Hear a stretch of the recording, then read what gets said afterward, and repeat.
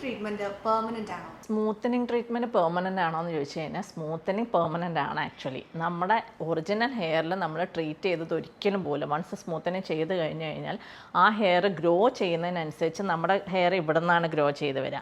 അത് ഈ റൂട്ടിൽ വരുന്ന ഹെയർ നമ്മുടെ ഒറിജിനൽ ടെക്സ്ചർ എന്താണോ ആ ടെക്സ്ചറിൽ തന്നെ വരും. അതേ സ്ഥാനത്ത് ട്രീറ്റ് ചെയ്ത ഹെയർ അതുപോലെ തന്നെ കണ്ടിന്യൂ ചെയ്ത് പോവുകയാണ് ചെയ്യുക. അതൊരിക്കലും മാറാൻ പോകുന്നില്ല. വൺസ് ട്രീറ്റ് ചെയ്ത് കഴിഞ്ഞാൽ നമ്മൾ ബോണ്ട് ബ്രേക്ക് ചെയ്ത് കഴിഞ്ഞാൽ അതൊരിക്കലും ബാക്ക് ടു നോർമൽ പോകില്ല.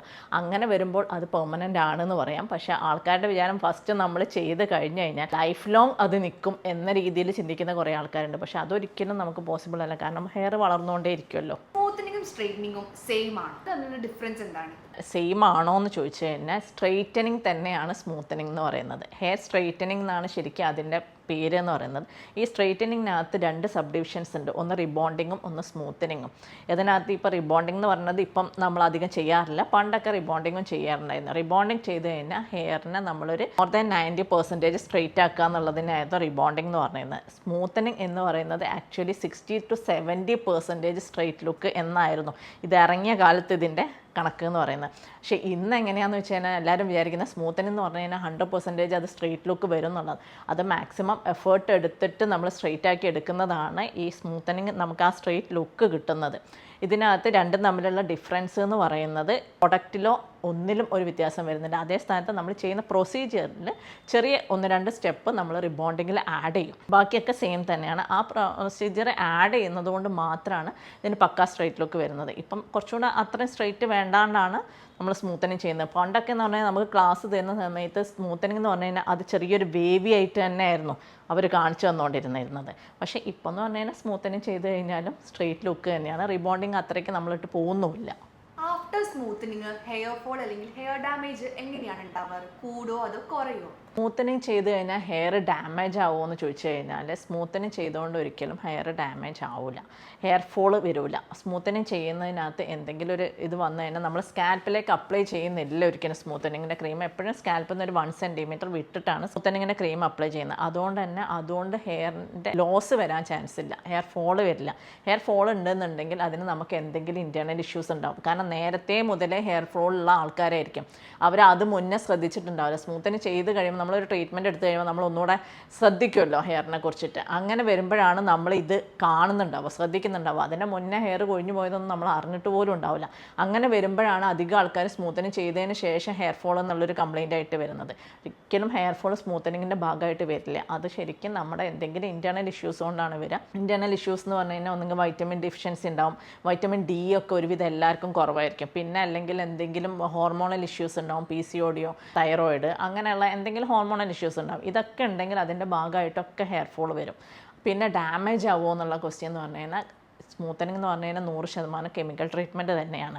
കെമിക്കൽ അപ്ലൈ ചെയ്യുമ്പോൾ നമ്മൾ അതിൻ്റേതായ പ്രോട്ടോക്കോൾ വെച്ച് തന്നെ വേണം ഈ സ്മൂത്തനിങ് ചെയ്യാൻ. ആ ചെയ്യുന്ന പ്രൊസീജിയറിൽ എന്തെങ്കിലും മിസ്റ്റേക്ക് വന്നു കഴിഞ്ഞാൽ ഹെയർ ഫോൾ വരും. പിന്നെ അതല്ല ഹെയർ നല്ലപോലെ ഓൾറെഡി വീക്കായിട്ടുള്ളൊരു ഹെയർ ആണെങ്കിൽ അവർക്കും ഹെയറിന് ഡാമേജ് വരിക എന്ന് പറഞ്ഞാൽ സ്മൂത്തനിങ് ചെയ്താൽ വരാനുള്ളൊരു സാധ്യത എന്ന് പറഞ്ഞാൽ ഹെയർ ബ്രേക്കേജ് ആണ്. ഹെയർ പൊട്ടിപ്പോകുന്ന പ്രശ്നമാണ് വരിക. ഹെയർ പൊട്ടിപ്പോവാണ്ടിരിക്കാൻ വേണ്ടിയിട്ട് എപ്പോഴും സ്മൂത്തനിങ് ചെയ്യുമ്പോൾ ഇതൊരു കെമിക്കൽ ട്രീറ്റ്മെൻറ്റ് ആണെന്ന് പറഞ്ഞല്ലോ. അതുകൊണ്ട് തന്നെ അതിനുള്ള പ്രിക്കോഷൻസ് എടുത്തിട്ട് ചെയ്യുക. ആ ഒരു കെമിക്കൽ ട്രീറ്റ്മെൻറ്റ് ചെയ്യുമ്പോൾ നമ്മൾ അതിലേക്ക് ഇപ്പോൾ ഡാമേജ് പ്രൊട്ടക്ഷൻ ആഡ് ചെയ്തിട്ട് ചെയ്യുക. എപ്പോഴും സ്മൂത്തനിങ് നമ്മൾ ഡയറക്റ്റ് ചെയ്യുന്നതിന് പകരം ഡാമേജ് പ്രൊട്ടക്ഷൻ ആഡ് ചെയ്തിട്ട് ചെയ്യുകയെന്ന് വെച്ച് കഴിഞ്ഞാൽ അത് ഹെയറിനെ ചൂടൻ സ്ട്രോങ് ആക്കും. അങ്ങനെ വരുമ്പോൾ ഈ കെമിക്കലിനെ കൊണ്ടുണ്ടാവുന്ന പ്രശ്നങ്ങൾ അതവിടെ ക്ലിയർ ചെയ്യും. എപ്പോഴും സ്മൂത്തനിങ് ചെയ്യുമ്പോൾ അങ്ങനെ ശ്രദ്ധിച്ചു കഴിഞ്ഞാൽ ഹെയറിന് ഒരു കുഴപ്പവും വരില്ല. അതേപോലെ തന്നെ ചെയ്ത് കഴിഞ്ഞാലുള്ള ആഫ്റ്റർ കെയർ പ്രോഡക്ട്സ് അത് ഭയങ്കര ഇമ്പോർട്ടൻ്റ് ആണ്. നമ്മൾ ആഫ്റ്റർ കെയർ അതുപോലെ പ്രോപ്പറായിട്ട് ഇതിന് തന്നെ വേണ്ടിയിട്ടുള്ള ഏതെങ്കിലും പ്രോഡക്റ്റ് വാങ്ങി യൂസ് ചെയ്തിട്ട് കാര്യമില്ല. ഓരോരുത്തരുടെയും ഹെയർ വ്യത്യാസമായിരിക്കും. അപ്പോൾ അവനവൻ്റെ ഹെയറിൻ്റെ കണ്ടീഷൻ എന്താണെന്ന് നോക്കിയിട്ട് ആ ഹെയറിന് വേണ്ടിയിട്ടുള്ള ആഫ്റ്റർ കെയർ അതിപ്പോൾ നല്ലൊരു സ്റ്റൈലിസ്റ്റിൻ്റെ അടുത്ത് പോയിട്ടുണ്ടെങ്കിൽ അയാൾ ഹെയർ കൺസൾട്ട് ചെയ്തിട്ടുണ്ടെങ്കിൽ കറക്റ്റായിട്ട് സജസ്റ്റ് ചെയ്ത് കൊടുക്കും ഇന്ന പ്രോഡക്റ്റാണ് ഈ ഹെയറിന് വേണ്ടതെന്നുള്ളത്. കാരണം സ്മൂത്തനിങ്ങിൻ്റെ ആഫ്റ്റർ കെയർ എന്ന് പറഞ്ഞാൽ ഒരുപാട് പ്രോഡക്ട്സ് ഉണ്ട്.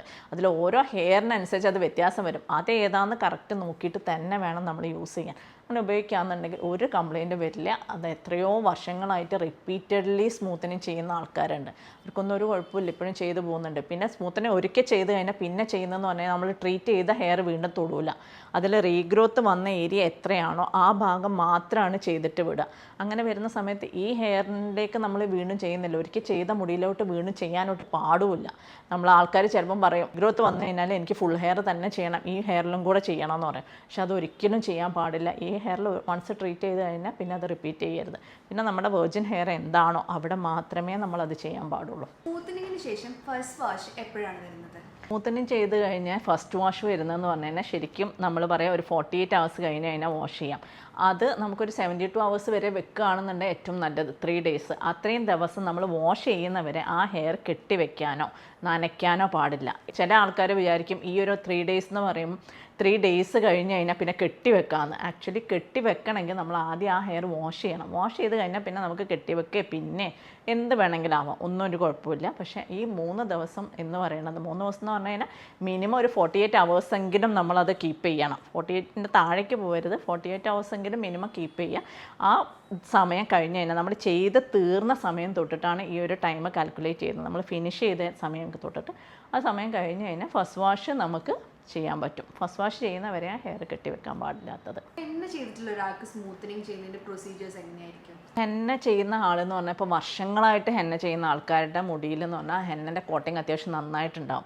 അങ്ങനത്തെ ഹെയറിൽ നമ്മൾ സ്മൂത്തനിങ് ചെയ്യുമ്പം ആ സ്മൂത്തനിങ്ങിന് നമുക്ക് ശരിക്കും ഒരു 100% റിസൾട്ട് കിട്ടില്ല. കാരണം ഹെന്ന എന്ന് പറയുന്നത് ഭയങ്കര സ്ട്രോങ് ആയിട്ടുള്ളൊരു സംഭവമാണ്. നമ്മളിപ്പോൾ നാച്ചുറൽ അല്ലേ എന്നൊക്കെ വിചാരിച്ചാലും ആ ഈ ഹെന്നൻ്റെ കോട്ടിങ്ങുള്ള മുടിയിലേക്ക് നമുക്ക് ഒരുവിധ സംഭവങ്ങളൊന്നും അതിനകത്ത് ചെയ്യാൻ പറ്റില്ല. സ്മൂത്തനിങ് ചെയ്യുമ്പോഴും നമ്മൾ ആദ്യം ആ മുടിയിലുള്ള ഹെന്നൻ്റെ കോട്ടിങ് എത്ര എന്നുള്ളതൊന്ന് ചെക്ക് ചെയ്ത് നോക്കണം.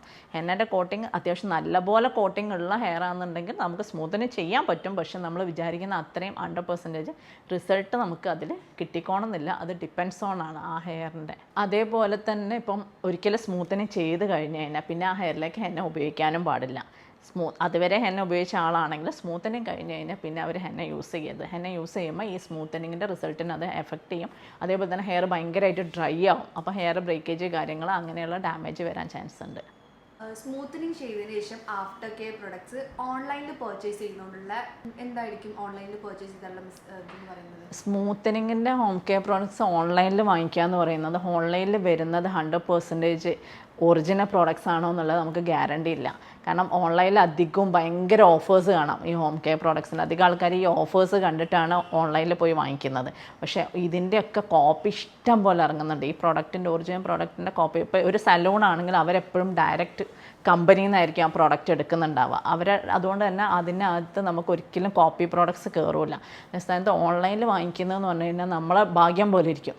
ചിലപ്പം നമുക്ക് ഒറിജിനൽ കിട്ടാം, ചിലപ്പം കോപ്പി ആയിരിക്കാം. ഏതാണ് കിട്ടുന്നതെന്നുള്ളത് നമുക്ക് പറയാൻ പറ്റില്ല. അതുകൊണ്ട് തന്നെ എപ്പോഴും ഇങ്ങനത്തെ കെമിക്കൽ ട്രീറ്റ്മെൻറ്റ് ആണെങ്കിലും പ്രോട്ടീൻ ട്രീറ്റ്മെൻറ്റ് ആണെങ്കിലും അത് ചെയ്ത് കഴിഞ്ഞാലുള്ള ഹോം കെയർ പ്രോഡക്ട്സ് വാങ്ങിക്കുന്നത് അതിൻ്റേതായ സലൂണിൽ നിന്ന് തന്നെ വാങ്ങിക്കാൻ ശ്രമിക്കുക. അങ്ങനെ ആകുമ്പോൾ നമുക്ക് അവിടെ ഒരു ടെൻഷൻ വരില്ല.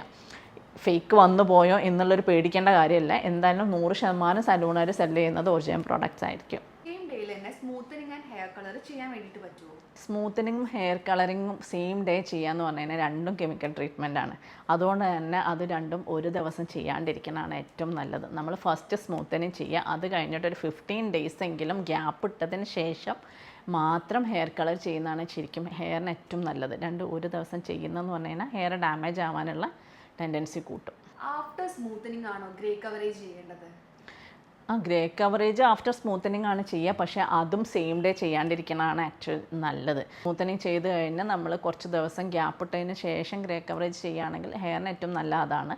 രണ്ടും ഒരു ദിവസം ചെയ്യാൻ പറ്റില്ല എന്നല്ല, ചെയ്യാണ്ടിരിക്കുന്നതാണ് ഏറ്റവും നല്ലത്. അത് ഒരു ദിവസം ചെയ്യുന്നതെന്ന് പറഞ്ഞു കഴിഞ്ഞാൽ അതിൽ ചെറിയ ചില ഗിമിക്സ് കാണിച്ചിട്ടാണ് ആ സെയിം ഡേ അത് ചെയ്ത് കൊടുക്കുക. ശരിക്കും അതിൻ്റെ ഒറിജിനൽ പ്രൊസീജിയറിലല്ല ഗ്രേ കവറേജ് ചെയ്യുക, ചെറിയ ഗിമിക്സ് കാണിക്കണം. പക്ഷെ അങ്ങനെ കാണിക്കാണ്ടിരിക്കുന്നതാണ് ഏറ്റവും നമ്മുടെ ഹെയറിന് സേഫ് എന്ന് പറയുന്നത്. After smoothening monthly hair spa ചെയ്യണം എന്നുള്ളത് നിർബന്ധമാണോ? സ്മൂത്തനിങ് എന്ന് പറഞ്ഞു കഴിഞ്ഞാൽ ഞാൻ പറഞ്ഞല്ലോ കെമിക്കൽ ട്രീറ്റ്മെൻ്റ് ആണ്. അതുകൊണ്ട് തന്നെ ആ സ്മൂത്തനിങ് ചെയ്ത് കഴിഞ്ഞ് കഴിഞ്ഞാൽ ആ ഹെയർ നല്ലതുപോലെ കെയർ ചെയ്യുക എന്നുള്ളത് ഭയങ്കര ഇമ്പോർട്ടൻ്റ് ആയിട്ടുള്ളൊരു കാര്യമാണ്.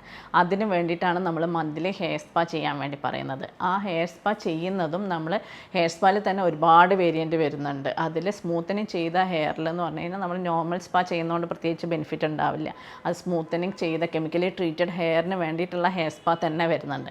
അങ്ങനെയുള്ള ഹെയർ സ്പാ നമ്മൾ മന്ത്ലി ചെയ്യുകയാണെന്നുണ്ടെങ്കിൽ ആ ഹെയറിന് ഒരു കുഴപ്പവും വരില്ല. ഇനിയിപ്പോൾ മന്ത്ലി ചെയ്യാൻ പറ്റിയില്ല എന്നുണ്ടെങ്കിലും പറ്റുന്ന അത്രയും ചെയ്തു കൊടുക്കാം.